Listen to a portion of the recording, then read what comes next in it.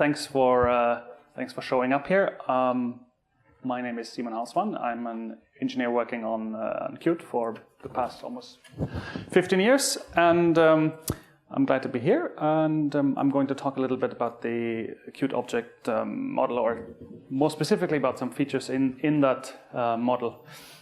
I'm going to take a little bit of a look inside. I originally scheduled this for longer, but now since it's a half an hour, I'm going to squeeze it and focus it down to mostly two things. But the background is very simple. The topic of the conversation is the object model, or the message passing in Qt. How we can pass messages from one object to another. Because if we can, that's good. If we can't, it's going to be a pretty boring application. And as you might remember from yesterday's keynote from Lars, Qt really tries to make programming easy, and it tries to make it safe. Easy and safe is really, really important. Sometimes we compromise that over other things. And so the primary two mechanisms in Qt for passing messages is one of them is sending events. This is exactly what you think it is. You just send an event to an object, and maybe that object will deal with the event or it won't. That's just a virtual method, basically. And the other mechanism we have is signals and slots, which I'm going to assume now that you have heard of before anyway, because it's been around for a long time. What I would like to talk a little bit about is peeking a little bit into how those things work. So what happens from emitting a signal to calling a slot, what's involved there, and the second thing I want to look at is then afterwards is that this actually turns out to be a very powerful mechanism for making objects pass messages to each other, not only within one thread but across threads. So I'm just going to jump straight into code because I like doing that more than slides. I don't like slides very much. The example at hand is a little calculator with two objects. There's a main window, that's the graphical interface, which you're going to see in a second, and you're going to be blown away by it. And then there is a calculator object, which is sort of doing the heavy-duty lifting. And just to show you how it looks like, this is top-notch graphical. In my former life, I was a graphical designer, evidently. As you can see, this is the latest material design, top-notch. There's an input field, that's where the cursor is blinking, and so we can just enter 1 plus 2, and we get a result number 3. Okay? So just so you know it works. The basis of this is where the message passer comes in. The basis of this idea is that the GUI is connected to the calculator. There is a connection from a window here. So when I look at the screen, what I really want is look at the blue stuff, what I highlight. That's usually what I'm talking about, because I can't reach all that. So there's a connection between the window and the calculator. When this awesome GUI says, okay, the user decided it wants to do a calculation, it sends out a signal. We've requested evaluating a binary expression, calculate something. It's got a string attached to it. There's a function, and then on the calculator, we just want to call a slot to do the heavy-duty lifting, right? And by the way, if this is going too quickly or there's something unclear, because reading code is really hard, do not hesitate to interrupt me or ask me quickly something, okay? So the window says, please evaluate something, calculate something, and the calculator then will get that, will be connected to that. And when the calculator is done doing its heavy lifting, because it's going to take a really long time to calculate those complex additions, it's going to send out a signal. That's evaluation completed, and we just connect that to the window, which has a slot called display result, which shows the little label there that shows the number. Nothing particularly fancy, but this is the core idea, right? You have two independent, semi-independent objects, and you connect them via signal slot connection. So, two things. This is actually nice in Creator. You can just go to those things, like you have the cursor here, and just press F2, and it figures out, oh, this is the signal that belongs to this and this window. I go right there. Or for the calculator, for example, I can just press F2. This is very neat. I can go here. So this is our evaluate function. Is our calculator, which is just a Q object, and it has the dubious Q object macro. And then we declare a slot section with a slot that will do our heavy lifting work. I can't be bothered to do this calculation myself, so I'm just going to embed our JavaScript engine. I'm going to ask our JavaScript engine to evaluate this expression. But this could be potentially a much longer operation, and then we finally emit the result, which is just declared here, right? So we never implemented this thing. This is just a function declaration down here, but we're calling it here. So what happens? Oh yeah, and then when on the GUI side, just one more thing. This is our main window here, and it creates a little bit of two widgets, a line edit and a label, and it puts them in order. And when the line edit is done, finishing, like when you pressed enter or so, then there's a signal emitted, and we connect the signal to a little lambda expression. Those are the two lines down here, and that's where we emit our signal that we request the calculator to do its very intensive computation. So let's run this, and then we just have a look and see what happens, or what the called stack is like. So I'm going to run this and set a breakpoint here in our evaluate function. I'm going to set the breakpoint here, this tiny little red thingy, and then we're just going to run F5 and the debugger, and it also stopped there, didn't it? Oh wait, this is the breakpoint had set earlier. Never mind that. Okay, so here's our awesome calculator. I'm going to 4 + 5, and now I'm in this in my evaluate function. So something did evidently work, but now let's have a look and see how did Qt connect this from the signal to the slot. So this is our call stack here. This is where we are right now, but I'm going to go straight back to where we emitted the signal inside this lambda. All right, this is where we had the emit call. So emit as a keyword isn't actually anything at all. If I just press F2 here to see what emit really means, you'll find out that emit means nothing. The purpose of this emit keyword is to make reading the code easier. The purpose is that when you read the code and you see this emit statement, you see, okay, semantically, the developer here is trying to raise a signal, is trying to trigger a signal.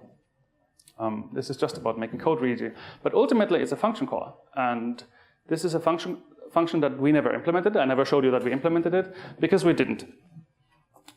We declare signals, and Qt will take care of implementing them conveniently for us so we can call them. So the next stack frame one up from emitting that signal is, in fact, this main window evaluation requested signal. And from the looks of this is, I do write ugly code, but I don't write code that ugly. No, this is generated code. This is what our meta object compiler automatically generates for you when you declare a signal.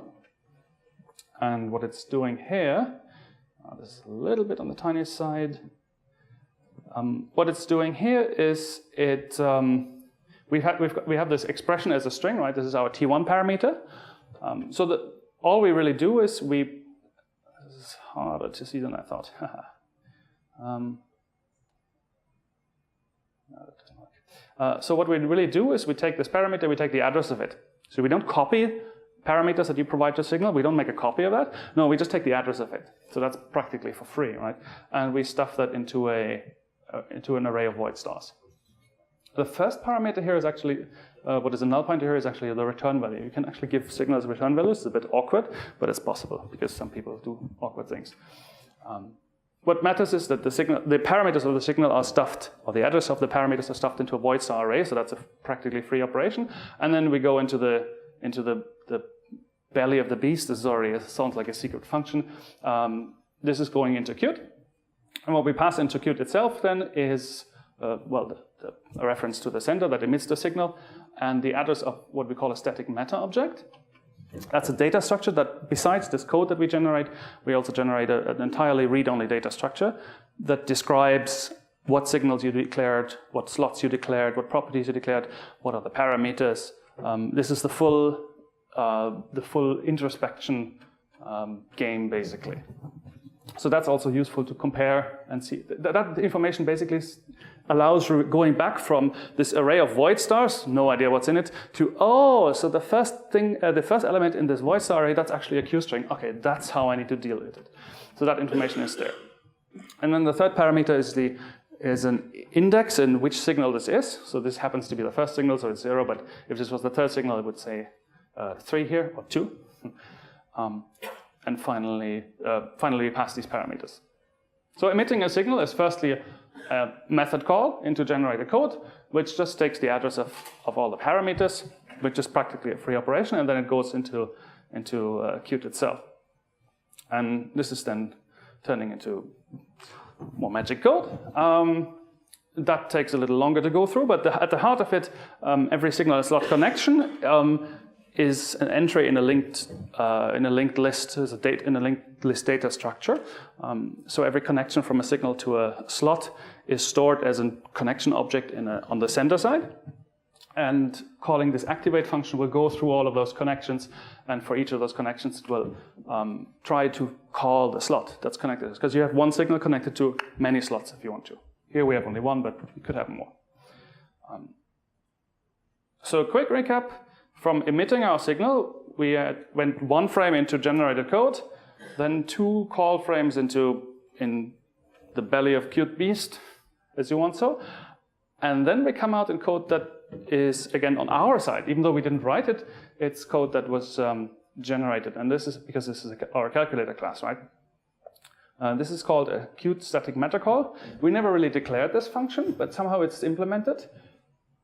It's actually declared by this QObject macro. So the QObject macro expands, among other things, to a function declaration that includes this Qt static meta call. And this static meta call basically allows us, and we're actually in this line of the debugger, this allows us to call the concrete C++ function that is ours, so the evaluate function, for example. And this is where if you look again at the signature of this fellow, this is where on the right, on the very end, we have again our dubious void star array. Terrible. And we have an integer ID that's signifying the slot we want to call. Instead of passing a string saying, hey, we want to call evaluate and comparing strings all the time, we use integers. That's a bit quicker. And in this static meta call, we can do not only call slots like we do in this case now, but you can also read properties and figure out map from string to name and some of those things. So there's a fair amount of functionality that we put into this generated function. But what we're really interested here now, and this is where the debugger stopped, is calling our slot. So then we're out of the signal slot mechanism again. We're back in our code. So from emitting the signal, which is just a function call, to 1, 2, 3, 4 frames, and then call frames, and then we're back into our code.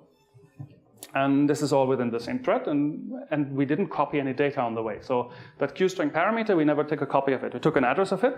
That's for free. We have it anyway. But we never took a copy of it. So that's nice. So quickly recapping signals and slots. What we've seen is generated code. This is generated automatically behind the scenes. The build system takes care of detecting that and calling our meta object compiler mock, which generates this stuff in a code, and it generates data structures by parsing your class declarations. What signals did you declare? What slots did you declare, etc.? What parameters do they take? And all of that is automatically linked into your application. It's a read-only data structure. You could even serialize it and send it across the wire. We also generate stubs for signals that we've seen, right? We never implemented a signal, we just call it. And then there's this static meta call function that is used to actually dispatch and call finally call the slot.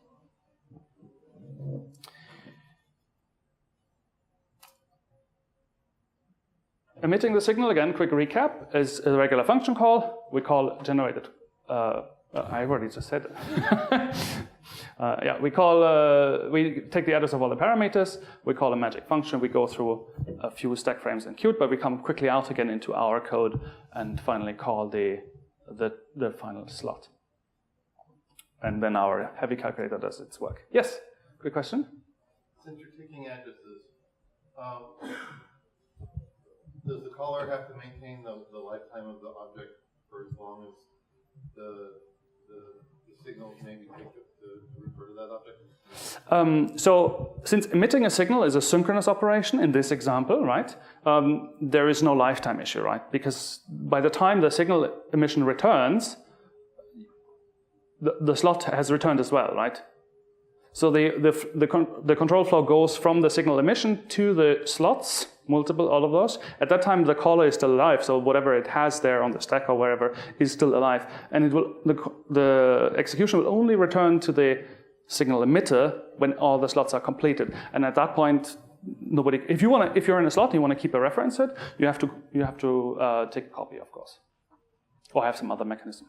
Yes. It's actual for direct connection, but what's for queued connection? Yes. So this is for direct connection. I'm going to get into another cooler mechanism right after this. One last question quickly there. Why are you using signal slot numbers instead of Yes. This was just to demonstrate it. So I'm using the old style because I like it. I'm old, but it's also a better way to demonstrate that we have this meta call, and it has one advantage in the sense that it does less memory allocation. So if you connect to a slot by this string, we have a memory allocation less, whereas otherwise we allocate the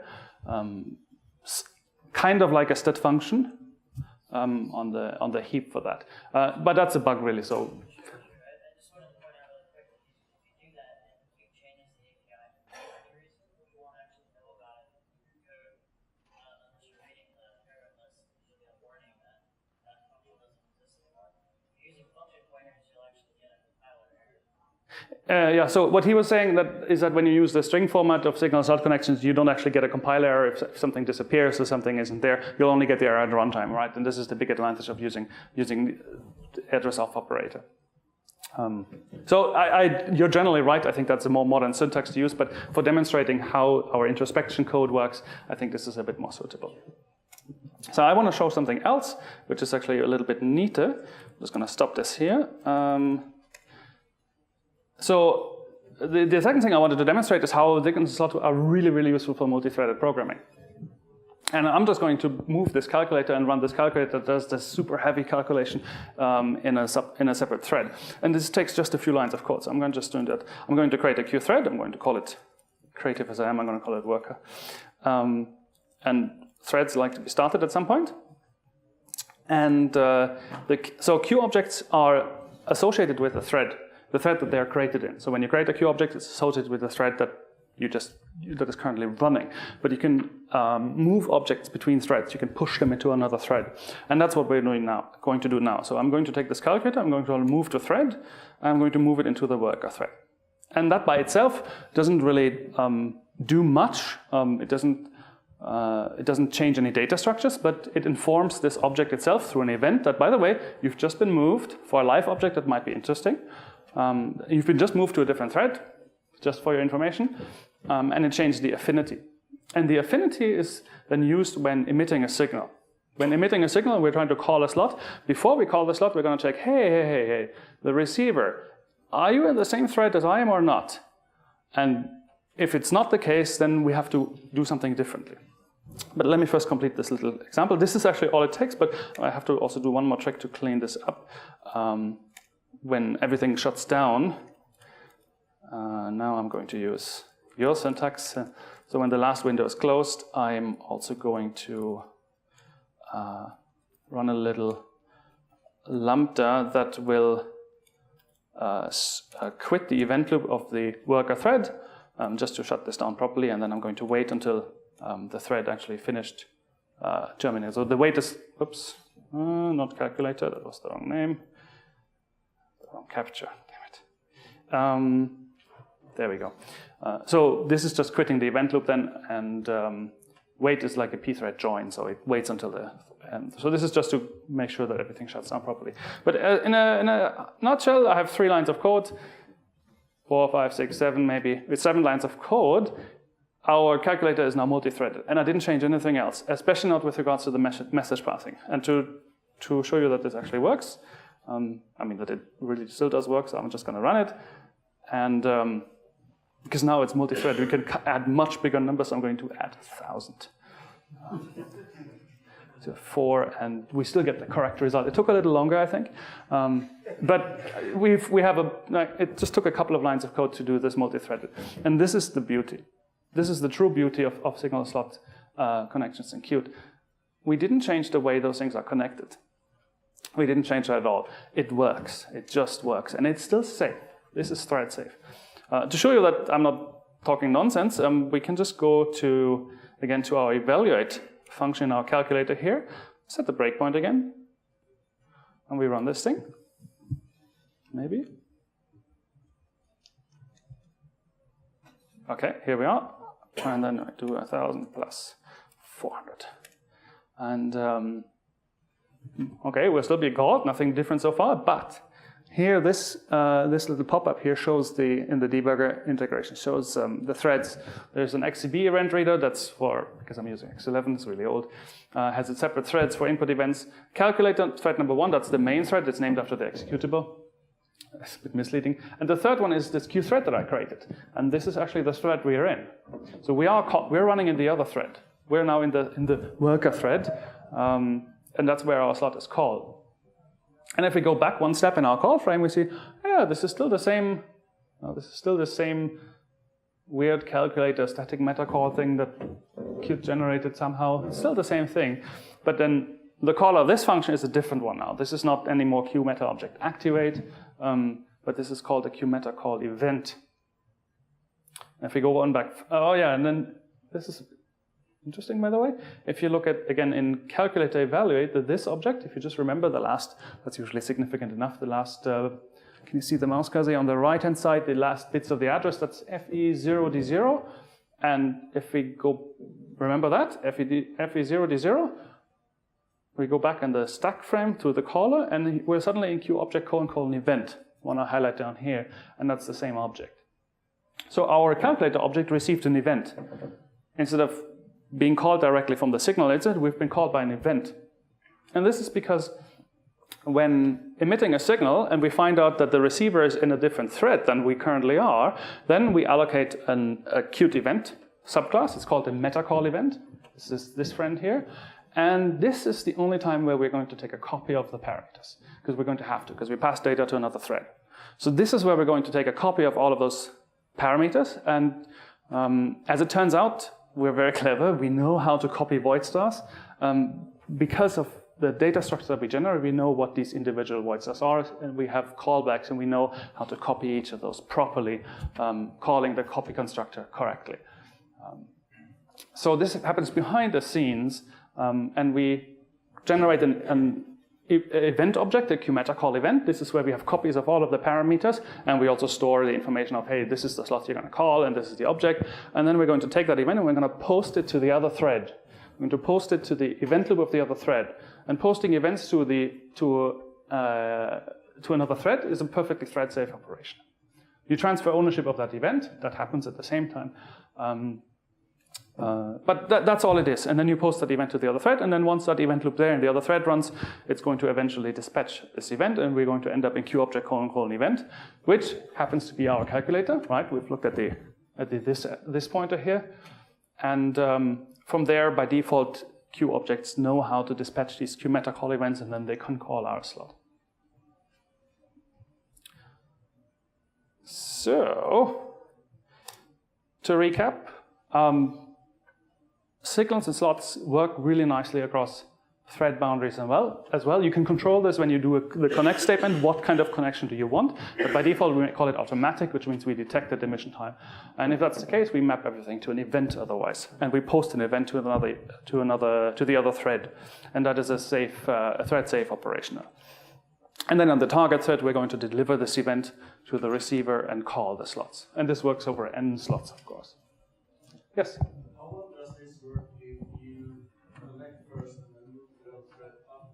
That doesn't matter. So that doesn't matter. The default is auto connection, which means it's determined at emission time. So when you emit the signal, that's when we're going to check, hey, are you in the same thread or not? And if the answer is no, then then we decide that. You can also force it. There are different, actually, I can recommend checking the Connect documentation, the different ways of what kind of connections you want. So there's blocking queued and the like that allows you to wait until, wait on the sender side that's emitting the signal, that's in a different thread. You can even wait until the other thread has completed. So it's fairly powerful. So I'm just describing the default behavior, but it's determined by default at emission time. So it basically just works. So you can even move the calculator later back. If you want, at runtime, we could add a button there and move it back into the GUI thread by pressing that button, and nothing would change. It would still work. It would detect it automatically. And yeah, we know, and that's the event when we have to copy data, but in Qt we do ref counting, and we love ref counting and implicit sharing, and then we just make a very, very cheap copy of it. There's a question there? If an argument is non-copyable, you will get an error at emission time. So at emission time, that's when we determine, hey, the receiver is in another thread, we're going to have to take a copy of all of those parameters, and then if we then find out, oh, sorry, we can't, then you will get an error message at emission time. No, at runtime, because you don't know at compile time whether the receiver is going to be in a different thread or not. There's no way of knowing that. At connect time, if you say you want it to be a queued connection, that's what it's called, when you queue through events, I think that's when we alternatively would check that. So if you explicitly say upfront, look, have this kind of connections where you copy the parameters for sure, then we will check at connect time and you will get the error message when you run connect, not when you emit the signal. There was a raised arm in the back? Okay, not raised anymore. But that's actually it. Those are just two things I wanted to show that I think are actually pretty cool because they just work. They make programming a bit easier, even if it's multi-threaded and even if it's multi-thread, which is like difficult. But there is a bit of time for questions. If there's any other questions, please hit me. Yes?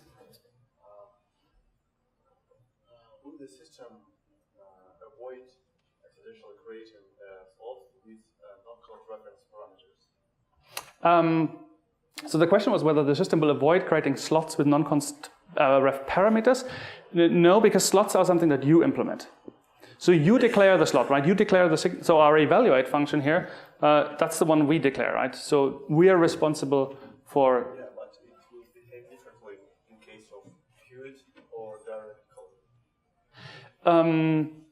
This is true, which is why, which is why you need to know your data types a little bit. If you use just queued data types, you could just get rid of this. So I can just, I could just, if I was lazy, I could just, I didn't know about const references and all of that. I could just pass QString by value, and it's not going to make a difference because it's implicitly shared in ref count. So that's why there's.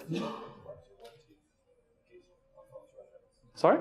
In case of non-const reference, Oh, sorry, a non-const reference. So if you had something like this, yes, I believe that is something that we do detect.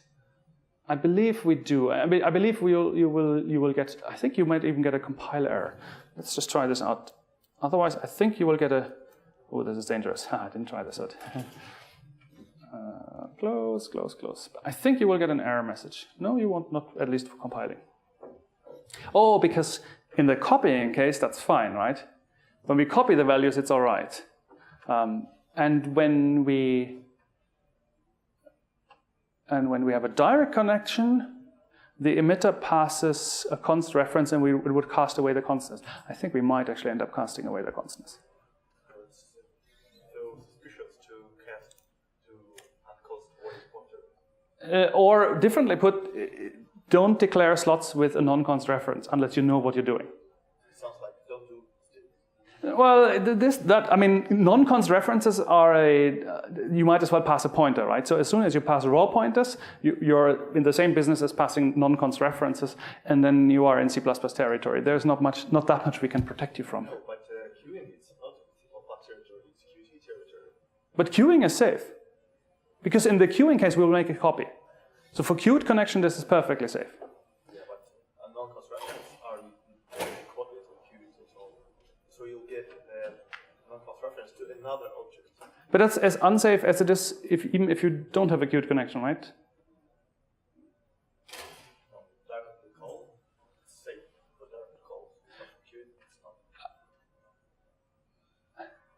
You have a signal that has an... Let's talk about it afterwards. Because the session is over, unfortunately. Thank you so much for coming, and thank you for your attention.